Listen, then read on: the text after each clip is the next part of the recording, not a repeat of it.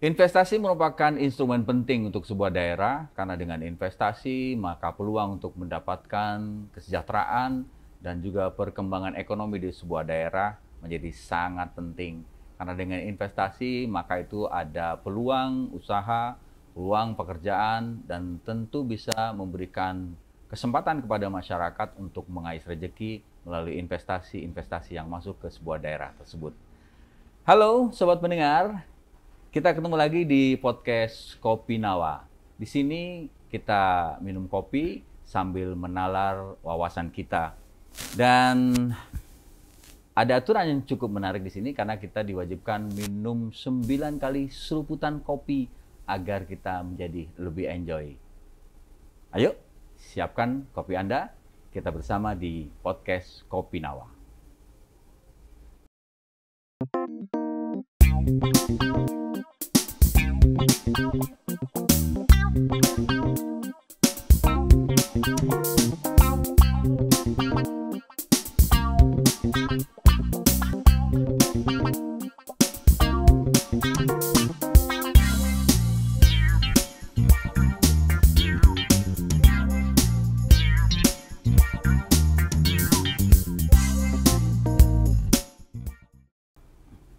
Tema kita hari ini, kita akan mengupas tuntas soal transformasi digital di layanan investasi dan perizinan Jawa Timur. Dan bersama saya sudah ada anggota Komisi C DPRD Provinsi Jawa Timur, Bapak Muhammad Soleh. Assalamualaikum Pak Soleh. Waalaikumsalam warahmatullahi wabarakatuh. Bisa disapa dulur-dulur di rumah. Terima kasih Cak Nanang sudah diundang di podcast Kopi Nawa di TV Nawacita. Saya memang belum lama terjun ke politik. Sebelumnya Cak Nanang, saya lebih banyak beraktivitas di pondok pesantren dan menjalankan usaha-usaha kecil, mulai dari pertanian dan transportasi serta perkebunan. Cak Nanang. Jadi background-nya adalah pengusaha ya berarti ya? Pengusaha, alhamdulillah, pengusaha kecil-kecilan. Beliau ini biasa disapa dengan sapaan akrab Abah Soleh. Jadi Siap. ya berarti di Mojokerto sudah sangat familiar ya masyarakat dengan jenengan. Mungkin, alhamdulillah, ya. Nah, sebelum kita bicara tentang investasi, Mbak ya, tentu jenengan di dunia politik tadi sudah disampaikan kan masih baru ya. Yeah. Nah, bisa cerita dong background jenengan selama ini sebelum terjun di dunia politik ini apa yang dilakukan selama ini, Pak? Saya biasanya di Mojokerto itu saya jadi petani, Pak. Petani? Iya, petani, terutama untuk tanaman perkebunan. Tanaman saya adalah tebu, Pak. Tebu? Iya. Pengusaha tebu? Alhamdulillah, kebetulan pengusaha tebu. Kalau pengusaha tebu itu biasanya banyak duitnya ya, Pak ya? Insya Allah. Ya, jadi dari pengusaha tebu lari ke politik dan hari ini tentu sebagai pengusaha pasti tahu lah banyak lika-likunya bagaimana berinvestasi. Nah, masih hobi sepedaan, Pak? Alhamdulillah, kalau hari Rebu dan Minggu saya usahakan satu minggu itu 2 kali atau 3 kali, Pak. Sambil bertemu dengan masyarakat, berdialog gitu ya. Ya. Baik, Pak, ini kita coba lebih dalam lagi bicara tentang investasi di Mojokerto dan Jombang karena beliau ini tadi juga sudah disampaikan berangkat dari daerah pemilihan Mojokerto dan Jombang. Nah, untuk daerah Mojokerto dan Jombang ini sendiri, Pak, perkembangan investasi di sana seperti apa? Pernah nggak mengalami atau ada cerita-cerita susahnya mengurus perizinan usaha atau investasi di daerah jenengan? Waktu dulu Pak, sebelum apa itu era-era digital atau era zaman sekarang, Ya. kalau kita untuk izin itu ya sulit sekali Pak, beberapa hari, riwa-riwi gitu. Dan alhamdulillah sekarang dengan apa itu istilahnya Digitalisasi ya. Alhamdulillah ngurus perizinan dari rumah itu ada bisa Pak. Insya Allah bisa. Ya. Untuk daerah Mojokerto sendiri, Pak, seperti apa pola atau aturan yang mungkin kita bisa lihat di rancangan peraturan daerah atau Raperda insentif investasi ini sendiri kalau di Mojokerto, Pak? Di Kota Mojokerto sudah dibuat rancangan peraturan daerah atau Raperda inisiatif dan investasi. Pemkab Kota Mojokerto merancang Raperda untuk memberikan insentif kepada investor seperti pengurangan pajak dan bantuan modal. Nah, supaya tidak terjadi kekhawatiran bahwa insentif ini lebih menguntungkan investor besar daripada pelaku usaha mikro dan koperasi lokal, maka perlu dilakukan sosialisasi dan mendengarkan suara dari masyarakat, Mas. Jangan sampai penyelenggaraan perizinan berisiko masalah membuka celah bagi korupsi nepotisme jika tidak diawasi dengan ketat. Ada lagi di Kabupaten Mojokerto realisasi investasi di Kabupaten Mojokerto pada tahun 2024 mencapai 4,09 triliun. Ini merupakan kenaikan signifikan dari realisasi tahun 2023 yang sebesar 3,9 triliun. Pemkab Mojokerto bahkan menargetkan kenaikan lebih lanjut di atas 4,5 triliun di tahun 2025. Upaya ini harus terus didukung oleh Pemkab maupun Pemkab Jatim agar investasi benar-benar berjalan dengan baik di daerah dan maupun menyerap tenaga kerja sebanyak-banyaknya. Menarik juga ya, kan artinya bahwa pemerintah kota maupun kabupaten ini ternyata sudah punya strategi tersendiri berarti untuk bisa menaikkan upaya investasi yang ada di situ. Sesuatu yang mungkin perlu kita tahu bahwa hari ini memang perlu langkah-langkah yang luar biasa dari pemerintah kabupaten di setiap daerah, terutama di Jawa Timur ini, agar investasi ini benar-benar bisa datang ya ke daerah kita, terutama ini Mojokerto dan Jombang ya. Di situ itu yang paling banyak biasanya apa? Pabrik atau apa usaha-usaha apa Pak yang di Mojokerto maupun Jombang, Pak? Ya, selain petani tentu saja tebu di situ ya. Oh, di Mojokerto ya. Banyak itu pengusaha dari pabrik. Pabrik. Iya. Pabrik berarti UMKM-nya banyak dong Pak? Banyak. Iya. Mojokerto itu yang terkenal apanya sih Pak kalau hari ini? Mojokerto terkenalnya onde-onde, Mas. Onde-onde. Ya, sebelum kita melanjut pada sesi berikutnya atau pertanyaan berikutnya, kita buat lebih rileks lagi, kita minum kopi dulu, Pak. Ini kita sudah siapkan kopi, ini merupakan minuman yang khas ya, Pak ya. Karena kalau kita katanya sumpek, kita katanya banyak masalah, ini sepertinya kita harus rileks dengan kopi. Mantap Cak Anang kopinya Cak Anang ya. Seripit ini ya. Rasanya batuk-batuk ya Cak Anang. Jadi itulah kelebihan kopi, makanya kita sebut kita Kopi Nawa. Bah, hari ini kalau kita bicara tentang digitalisasi perizinan terkait dengan informasi, kita ini atau mungkin banyak juga yang belum tahu ada namanya OSSRBA atau Online Single Subscription Risk Based Approach ya. Ini salah satu sistem perizinan. Nah, seperti apa sih Pak sebenarnya untuk USSRBA ini Dan seperti apa sih aturan ini bekerja untuk mempermudah perizinan di Mojokerto, Pak? USS atau RBA Online Single Submission RIC Basic Pro adalah sistem perizinan online yang mengintegrasikan semua jenis izin usaha dan dalam satu plafon dengan pendekatan berbasis risiko atau sistem ini memudahkan pelaku usaha karena izin disesuaikan dengan tingkat risiko usaha mereka, mempercepat proses dan mengurangi birokrasi. Semua proses dan data bisa dipantau secara transparan serta real time.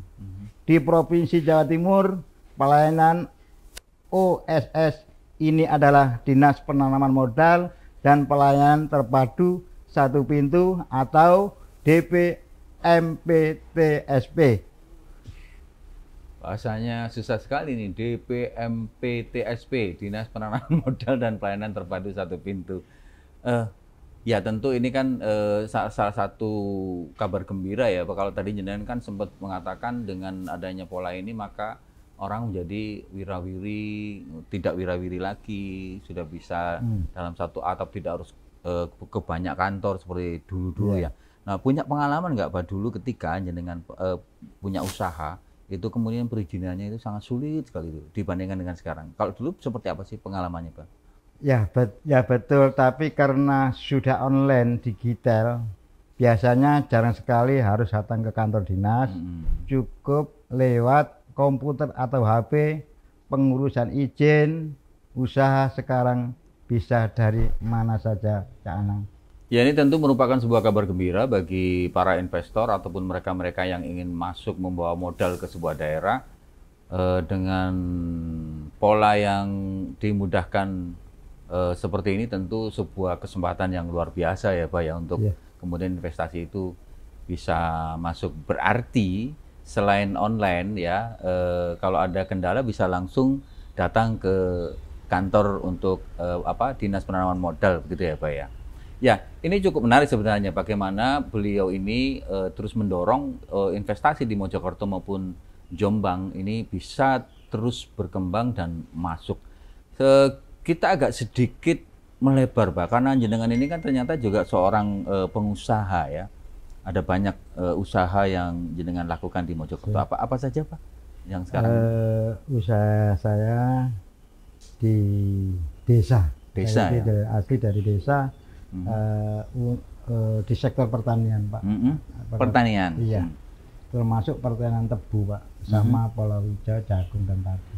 Memang Mojokerto itu penghasil itu ya? Ini terutama kabupaten atau termasuk kotanya juga atau gimana? Termasuk kabupaten Pak. Kabupaten itu untuk perkebunan tebu kira-kira 80% masyarakat Kabupaten Mojokerto itu untuk nanam tebu. Ya, untuk hari ini tentu namanya petani ini kan terus berjuang ya Pak ya, termasuk jenengan sendiri.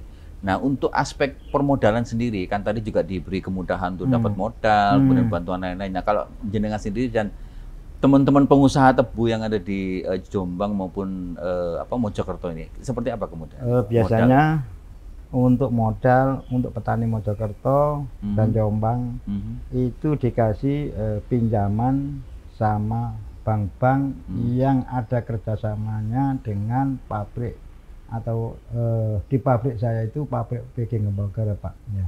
Melalui koperasi yang jamin itu pabrik istilahnya yang avalisnya itu PG pabrik gula Pak. Pabrik gula ya.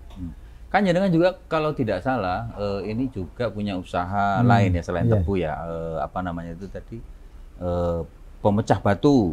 Ini pengusaha luar biasa ya dulur ya, karena kita juga coba ingin belajar kalau Anda ingin jadi pengusaha sekaligus jadi anggota dewan, kira-kira belajar dari beliaunya. Nah, kemudahan atau usaha seperti apa sih upaya-upaya kemudian bisa menjadi sukses seperti sekarang ini dengan usaha-usaha yang jenengan jalankan seperti apa Pak? Usaha saya untuk sampingan saya juga pariwisata Pak. Pariwisata. bis pariwisata bis itu, Iya, iya. namanya Rosen Prima. Mhm. Ya itu ya gak semudah itu moro dadi gitu aja Pak. Iya. Ya perjuangan, ya wisoro, utang bank, ya kredit gitu Pak. Nggak langsung itu. Yang penting kita rumusnya itu tinggal kita bekerja sambil berdoa. Iya, iya, Gitu. iya. Bekerja sambil berdoa. Berdoa, ya. Tapi sebagai pengusaha tentu ada lah kesulitan-kesulitan yang terjadi selama, terutama untuk izin dan kan kalau buka usaha kayak yang jenengan lakukan termasuk transportasi ini kan juga harus ada izinnya Pak ya. Selama ini seperti apa kalau di pengalaman jenengan? Selama ini kalau izin Pak 2 tahun yang belum berjalan ini ya sulit. Dan sekarang sudah ada online izin melalui komputer, melalui HP Pak. Nanti tinggal kita itu metek-metek aja di rumah. Metek-metek aja. Iya, Yang paling penting. iya. Memang kalau bahasanya orang desa itu Iya. metek-metek ini Iya, ya, Pak. iya. Tapi itu kan berarti kan kita harus tahu juga Pak, bagaimana mengoperasikan HP, Iya. menggunakan komputer itu sendiri. Jadi kalau menurut jenengan ini kan tentu menghemat biaya ya, Pak ya. Dan waktu. Nah, sekarang tentu yang jadi pertanyaan ya, mengapa ya pemerintah ini sangat mendorong transformasi digital dalam perizinan? Nah, menurut jenengan apa keuntungan yang dirasakan pelaku usaha sendiri ketika ini kemudian diarahkan dengan menggunakan digitalisasi untuk investor ini gimana Pak?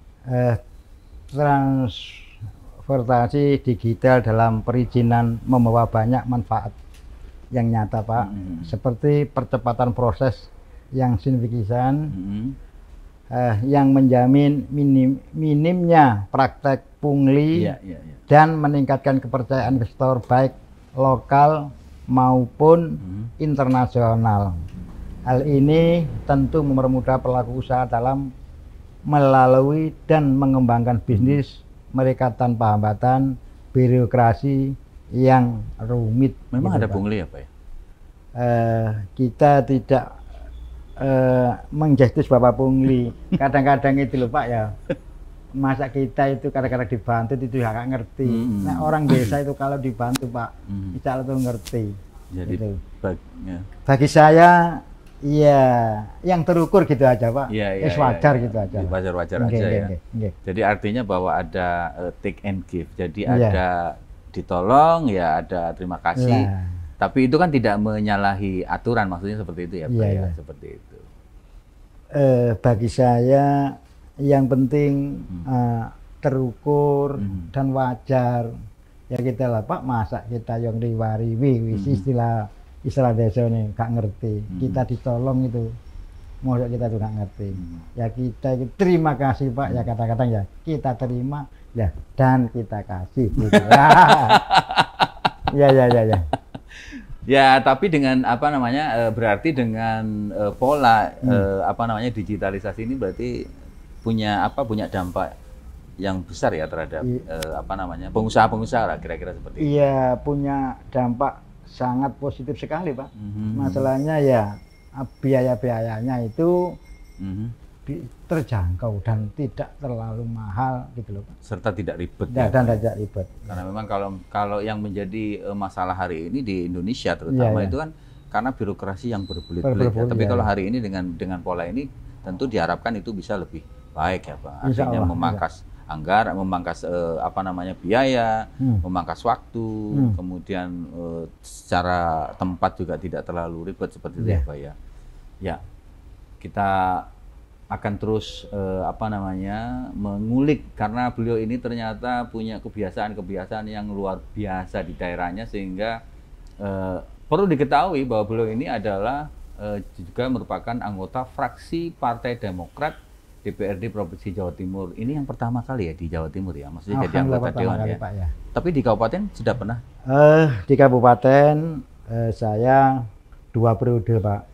Yang pertama jadi anggota, yang kedua dari pimpinan DPRD Kabupaten Mojokerto, sekaligus Pak saya ketua Partai Demokrat Kabupaten Mojokerto. Alhamdulillah. Jenengan kok betah di politik? Padahal kan pengusaha Pak. Iya betah Pak. Kita kalau kita betah. Kalau saya jadi DPRD di Jawa Timur, Pertama, tambah konco, Pak. Artinya jaringan kita itu luas. Iya. Itu juga berpengaruh ya terhadap apa usaha-usaha kita di ini. Nambah dulur, Pak. Nambah dulur ya. Iya. Tapi kan katanya politik itu biayanya besar, Pak.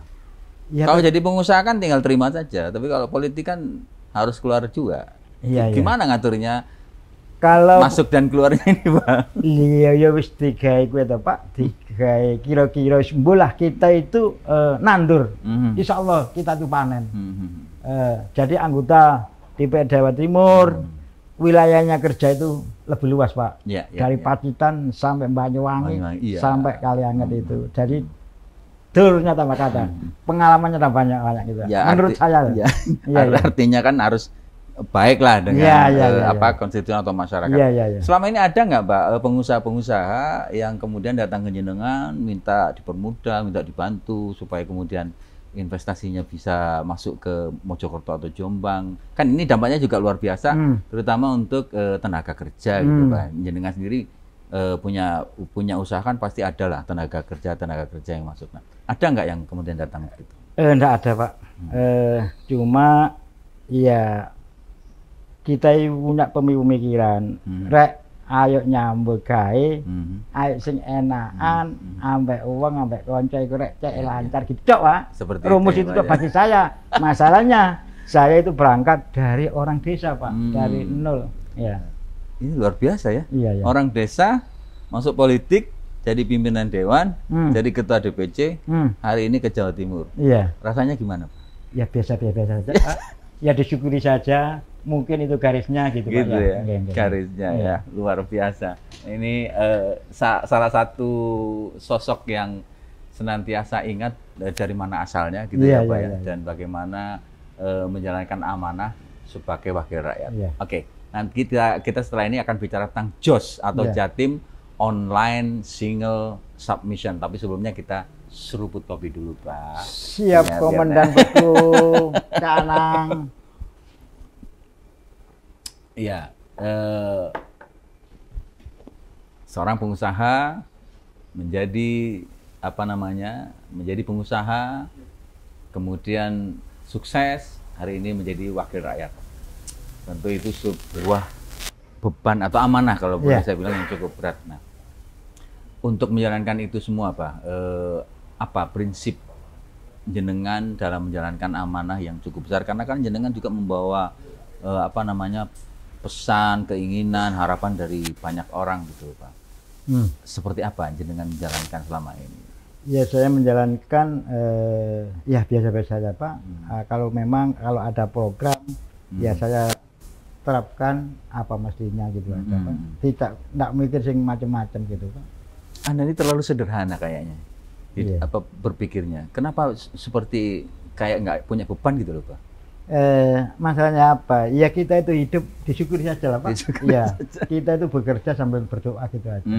Kalau memang sudah garisnya ya situ ya garisnya. Dan rezeki itu, Pak, kalau sandal itu, supaya sandal saya ya tetap ya saya kepake saya gitu loh. Pasrah ya. Iya. Baik, sebagai anggota Komisi C tentu kita tahu sekarang ada JOS ya, Pak ya, Jatim Online Single Submission. Nah, mungkin bisa nggak kita agak sedikit diberitahu nih tentang JOS ini melengkapi OSS Pusat dalam ekosistem perizinan. Ini sebenarnya bagaimana sih, Pak, polanya yang terjadi sekarang ini?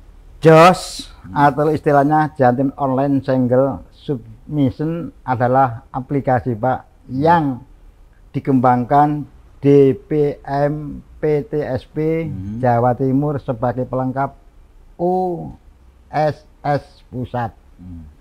JOS menangani izin-izin yang menjadi kewenangan daerah, sehingga pelaku usaha bisa mengurus seluruh perizinan dalam satu plafon yang terpadu, membuat proses perizinan di Jawa Timur jauh lebih efisien dan terintegrasi dan murah bayarnya. Murah. Mungkin itu, Pak ya. Ini luar biasa. Mudah-mudahan ini bisa menjadi satu pemahaman baru ya, karena kita juga mendengar banyak istilah-istilah baru. Di sini ada JOS, dan mungkin juga kalau bagi orang Surabaya ataupun di Jawa Timur, pasti juga kenal dengan namanya Jos Gandos. Iya, Jos Gandos itu weco gitu ya, Pak ya. Enak banget. Enak gitu banget ya. Nggih. Dan ini adalah salah satu program yang mungkin baru di telinga kita, tapi ini sedang dijalankan oleh pemerintah Provinsi Jawa Timur. Nah, Pak, kalau misalnya kita dengar Jos Gandos, ini versi mobile dari Jos itu sendiri. Seperti apa sih, Pak, keunggulan dan manfaat dari aplikasi ini bagi pelaku usaha? Istilah Jos Gandos adalah aplikasi mobil yang memungkinkan pelaku usaha, terutama UMKM dan usaha kecil, mengakses layanan perizinan dengan memudahkan melalui smartphone. Ini sangat penting untuk menjangkau daerah-daerah keterbatasan akses komputer, Pak. Membuat proses perizinan jadi fleksibel dan praktek kapan saja dan di mana saja ya. Gitu Karena ya. kita tahu bahwa Jawa Timur, terutama Mojokerto dan Jombang ini kan daerahnya ya tidak datar-datar saja, ya ada pegunungan dan lain sebagainya. Agak sedikit bercerita tentang Jombang dan Mojokerto sebagai dapil jenengan. Di situ tuh daerahnya itu terdiri dari apa saja sih, Pak? Gunung mungkin atau lebih banyak persawahannya atau gimana, Pak? Daerah Kabupaten Jombang dan Mojokerto, Pak, untuk daerah selatan dari arah Trawas sampai daerah Jombang itu sebelah selatan 80%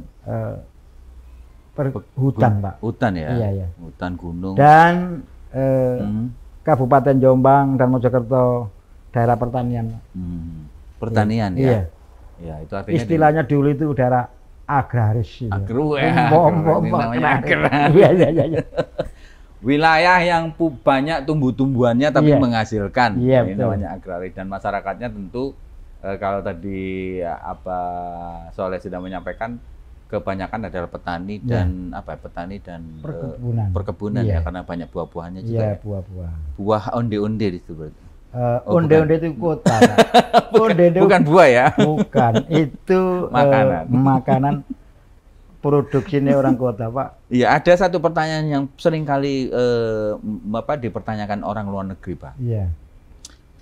Menempelkan yang kecil-kecil, onde-onde itu gimana? Pakai lem apa itu? Nempelkan itu kecil-kecil itu, Pak? Iya, saya juga pernah dengar bahwa kok mahir Wijen. Orang Mojokerto itu kok sampai sebegitunya sih nempel na onde-onde. Iya. Saya juga mikir, lana itu loh satu hari dapat berapa onde-onde. Tapi kenyataannya diundur-undur, Pak. Dileseran, dibuntur gitu, nempel sendiri. Jadi tidak pakai lem ya, berarti, Pak ya? Mungkin kaspol.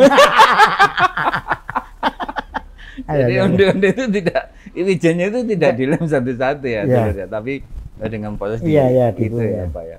Wah, luar biasa. Makanya kalau ke Mojokerto jangan lupa beli onde-onde. Karena belum ke Mojokerto kalau belum beli onde-onde. Sayang hari ini beliaunya belum bawa onde-onde. Mohon maaf, belum siap nanti ya. Iya. Pak, ini kembali ke Jos Gandos tadi, Bang. Tentu di balik kemudahan itu pasti ada tantangan. Mungkin menjenengan nih tantangan terbesar dalam penerapan OSS RBA, Jos dan juga Jos Gandos sendiri di Jawa Timur terutama. Bagaimana, Pak, untuk mengatasi tantangan-tantangan yang muncul ini, Pak? Tantangan utama adalah literasi digital yang masih rendah dan infrastruktur internet yang belum merasa, khususnya daerah terpencil. Pemerintah merespon dengan melakukan sosialisasi aktif, pelatihan bagi pelaku usaha, dan menyediakan pendampingan agar teknologi ini benar-benar dapat dimanfaatkan secara maksimal oleh seluruh lapisan masyarakat di kota maupun di desa. Jadi artinya tidak kemudian dilepas begitu saja bahwa ya pokoknya ada program ini tapi kemudian tidak tahu. Artinya bahwa masyarakat dibutuhkan pemahaman juga untuk bisa memahami literasi digitalisasi, karena ya hari ini memang nulis gitu ya, Pak, kemudian membaca buku itu kayaknya sudah mulai menurun, jadi lebih banyak pakai HP gitu ya, Pak ya. Jenengan sendiri HP tiap hari? HP itu ya sekedar urusan kerja Pak, paling di bel, di SMP Ya, gitu ya. aja. Sing masalah tindakake itu ya nggak menguasai. Iya. Produksi tahun 6869 Pak, ya nggak nututi Pak. Iya, Tapi iya, kan iya. jenengan ada asisten, ngapain mesti dianu sendiri, ngerjain sendiri begitu Pak ya? Iya kadang-kadang asisten, kadang-kadang saya sendiri gitu ya. Mohon maaf bos, ini saya Kita ngopi dulu. Iya. Ya. Ya, karena kalau misalnya kita kemudian tidak memahami literasi digitalisasi ini menjadi sebuah kemunduran yang luar biasa. Iya, Makanya pemerintah provinsi sendiri ya, Dulur ya, sudah memberikan kemudahan-kemudahan. Tinggal kita yang mengaplikasikan dengan memahami berbagai fitur dan mungkin hal-hal yang terkait dengan investasi secara digital ini. Tapi Pak, kalau misalnya ada pelaku usaha yang menemui kendala saat mengakses layanan ini, kira-kira bagaimana bisa mendapatkan bantuan, Pak? DPNTPS Jawa Timur Pak menyediakan layanan helpdesk baik secara online maupun offline. Pelaku usaha bisa mengakses konsultasi dan pendampingan langsung agar proses perizinan berjalan lancar. Ini memastikan setiap pengguna mendapatkan dukungan penuh kapanpun mereka membutuhkan. Jadi tidak perlu khawatir Ya, karena tidak khawatir, ya. ada satu lembaga yang akan membantu yang kemudian kita sebut dengan helpdesk itu tadi, supaya kemudian tetap investasi ini masuk ya Pak ya. Siap. Di Mojokerto sendiri kalau sampai hari ini untuk pabrik misalnya Pak, itu banyak nggak Pak yang di situ? Karena kalau tak lihat kan di situ juga ada pabrik-pabrik yang berdiri di Mojokerto. Sebanyak apa di sana Pak untuk pabriknya? Sekarang Pak, pabrik-pabrik itu rupanya banyak yang hengkang Pak. Ngapunten masalahnya di Mojokerto itu itu terlalu mahal Pak. Terlalu mahal. Kerja UM itu. UMK itu terlalu mahal, 4 juta berapa gitu Pak. Ya. Dan dengan adanya demo-demo itu ya kadang-kadang mungkin bagi investor atau pengusaha ngalih ke daerah Ngancek itu Pak. Di situ kan murah 2.000 ya? Sekitar 2.000. Jadi ini juga bisa menjadi masalah ketika investor ingin masuk tapi terkendala dengan upah minimum ini. Iya, terlalu mahal. Ada nggak jenengan sendiri mungkin ngobrol dengan Gus Bupati atau wali kotanya sendiri supaya ini kemudian dievaluasi agar investor ini tidak lari ke tempat lain? Seperti apa Pak? Dengan adanya izin-izin dipermudah, insya Allah bagi pengusaha atau investor itu mungkin ya kerasan Pak. Yang penting bagi pengusaha perizinan dipermudah gitu aja Pak.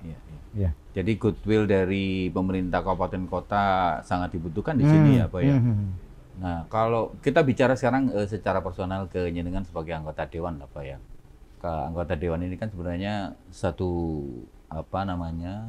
tugas yang mulia karena ya seperti tadi saya sampaikan ini juga mewakili masyarakat yang ada di situ. Mungkin ada sedikit cerita kalau di Mojokerto sendiri masyarakat itu lebih berharapnya atau kesulitannya di soal apa sih Pak? Kesulitannya di Mojokerto itu sebetulnya itu orang mencari pekerjaan itu mudah Pak. Tinggal niatnya, semangatnya, gitu aja Pak. Kalau saya loh Pak ya berangkat dari nol itu, ya kepingin sukses ya, bekerja yang keras, jujur, dan kalau bisa bekerja sambil berdoa Pak, supaya cita-cita kita itu tercapai. Nah gitu. Kalau melihat Jombang maupun Mojokerto dengan wilayah pertanian dan perkebunan, masyarakat sendiri Pak, terutama anak-anak muda nih Pak, seberapa besar sih keinginan mereka untuk bisa menjadi petani atau menjadi bekerja di kebun? Karena hari ini kan banyak anak-anak muda yang lebih senang bekerja yang simple-simple, kemudian dapat gaji gitu, nggak cocok, kemudian tinggal resign gitu. Seperti apa?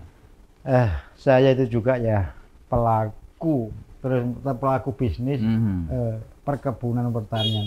Sekarang itu Pak, cari tenaga kerja itu di desa itu sulit ya. Sulit ya. Yang dulunya itu ada untuk membajak sawah itu sekarang ya traktor ya. Sulit ya Pak. Regenerasi kita yang sulit. Mungkin sekarang maunya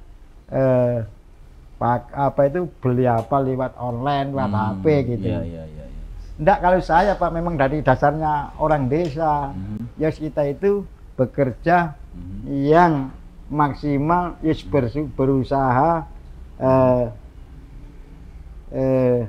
sing temen gitu aja. Niat berarti ya. Ya niat ya. Jadi semuanya itu kalau kita mau sebenarnya banyak pekerjaan. Iya banyak pekerjaan, banyak pekerjaan. Pokoknya mau. Jadi sekarang ini artinya banyak anak desa yang bergaya kayak kota gitu ya Pak ya? Iya, pakai HP, kadang-kadang apa itu ya. Iya, pokoknya biar kelihatan keren gitu ya Pak ya. Keren.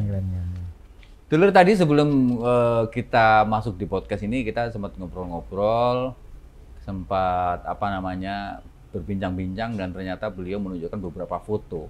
Meskipun beliau ini adalah anggota dewan, tapi tidak melupakan akar dari beliau hadir sebagai orang desa. Tadi ditunjukkan kepada saya bagaimana beliau masih naik traktor, ngurusin sawah, seperti itu. Nah, itu kenapa? Padahal kan jenengan politisi. Kalau katanya orang yang terhormat, karena dewan kan yang terhormat seperti itu, Pak. Tapi Anda tetap tidak bisa meninggalkan itu semua. Itu karena apa, Pak? Karena emang sudah hobi atau mungkin karena latar belakang yang tidak bisa ditinggalkan? Iya, mungkin ya hobi. Memang saya itu berangkatnya dari nol, dari petani. Dan saya itu kalau nggak ada kegiatan di dewan, saya berhari-hari itu ya di sawah, Pak. Saya ke sawah bisa ketemu konstituen, bisa ketemu petani, bisa ketemu warga. Oh, kayak kita ngomong-ngomong, oh apa ini program apa ini yang bisa saya bawa waktu nanti kita hearing di DPRD Jawa Timur gitu, Pak. Ya dulu mudah-mudahan investasi atau digitalisasi investasi ini bisa memberikan nuansa baru, terutama untuk memasukkan investor-investor ke daerah-daerah di Jawa Timur. Apapun mereka adalah salah satu hal yang memang harus didapatkan, karena kalau tidak ada investasi, tidak ada investor yang masuk, ya maka kemudian untuk memajukan sebuah daerah akan sulit. Nah, Pak, ini sebelum mengakhiri podcast yang sangat informatif ini, Pak, mungkin ada yang ingin disampaikan kepada dulur-dulur di rumah supaya bisa memaksimalkan bagaimana digitalisasi investasi ini bisa bermanfaat untuk masyarakat, Pak. Teknologi dan kemudahan sudah di tangan kita. Tapi yang terpenting adalah semangat, konsisten, dan kemauan untuk terus belajar. Manfaatkan layanan digital, jalankan usaha dengan penuh optimis, dan dinikmati prosesnya, Bapak. Dinikmati prosesnya. Ya. Karena jenengan sendiri juga sudah berproses dari sempat menyampaikan kepada saya dulu waktu kecil, waktu masih sekolah. Bukunya dikesak. Iya, dikesak ya. Seperti apa, Pak, itu, Pak? Waktu saya kecil itu, Pak, saya masih SD itu, pengalaman pahit bagi saya, Pak. Wong saya itu sekolah kelas 4 SD itu, bawa es lilin sama kerupuk opel itu, saya jual di sekolah, Pak. Kalau istirahat saya jualan gitu. Itu. Jadi sejak kecil sudah jadi pengusaha. Iya. Luar biasa. Iya. Kayaknya perlu dicontoh juga supaya kemudian ternyata untuk sesuatu yang besar harus dimulai dari yang kecil, dan beliau sudah melakukannya. Hari ini semuanya didapat, pengusaha iya, wakil rakyat iya, ketua partai iya. Apalagi yang mau dicapai, Pak? Pengusaha transportasi, Pak. Pengusaha transportasi. Iya. Ada berapa besar ini, Pak? Alhamdulillah masih 6, Pak. Masih 6 unit, iya. Masih 6. Masih 6 ya. Berarti sudah sudah sesuai dengan passionnya untuk terus memberikan yang terbaik bagi masyarakat, terutama berbagi rezeki untuk yang membutuhkan ya Pak, terutama iya. maksudnya kepada mereka-mereka yang butuh mendapatkan pekerjaan. Apa soalnya matur nuwun, kita sudah berbincang dengan luar biasa tentang kemudahan perizinan di era digital, terutama di Jawa Timur ya, dulur ya. Semoga info ini bermanfaat untuk kita semua. Selain juga kita sudah mendengar bagaimana beliau berproses dari tempat yang sangat bawah dan hari ini menjadi seseorang yang luar biasa. Abah matur nuwun sekali lagi Sama-sama, untuk waktunya. Saya melihat wajah yang teduh dari jenengan. Pengusaha yang terus merakyat, Amin. anggota dewan yang terus mendengarkan apa yang diharapkan oleh masyarakat. Mudah-mudahan ini bisa menjadi sebuah pembelajaran untuk menalar pikiran kita tentang wawasan dan apa yang sudah kita lakukan untuk diri sendiri maupun untuk orang lain. Matur nuwun sekali lagi, Abah. Assalamualaikum. Waalaikumsalam. Saya Anang Cak Bro, kita ketemu lagi nanti di podcast Kopi Nawa berikutnya. Sampai jumpa. Terima kasih.